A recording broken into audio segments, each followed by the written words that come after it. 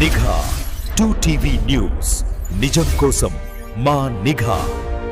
అనంతపురం జిల్లా పెదవడుగూరు మండలంలో భీమునపల్లిలో భార్యను కిరాతకంగా చంపాలి అనే ఉద్దేశంతో భర్త చేసిన ప్రయత్నం విఫలమైంది. పెదవడుగూరు మండలంలోని భీమునపల్లి గ్రామానికి చెందిన చిన్న ఈస్టర్ రెడ్డి తన భార్య మాధవిని కత్తితో దారుణంగా హత్య చేయాలి అని 2 రోజుల క్రితం ప్రయత్నం చేశాడు.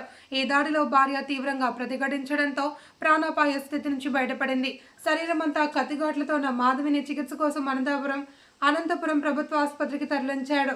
నిందితుడిని ఈశ్వర్ రెడ్డి కోసం ఎస్ఐ ఆంజనేయులు తన సిబ్బందితో గాలింపు చర్యలు చేపట్టి గురువారం గ్రామంలో తనిఖీలు నిర్వహించి అతన్ని అరెస్ట్ చేసి రిమాండ్కు పంపించారు. ఇందుకు కృషి చేసిన పోలీస్ సిబ్బందిని ఎస్ఐ అభినందించారు.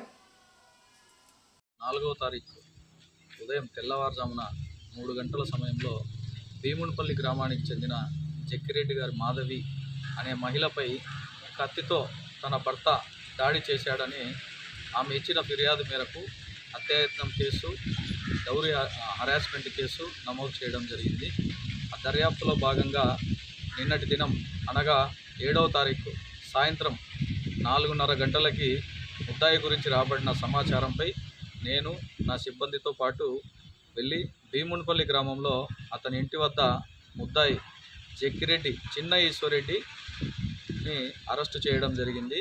అరెస్టు చేసి అతని కన్ఫెషన్ మేరకు అతని వద్ద నుండి నేరానికి ఉపయోగించిన అంటే తన భార్యను పొడవడానికి ఉపయోగించిన ఒక సూరకత్తి మరియు ఆ దాడి చేసే సమయంలో అతని షర్టుకు అయిన రక్త గాయాలు అయినాయి కాబట్టి అతను వాడిన అతని షర్టును కూడా సీజ్ చేయడం జరిగింది.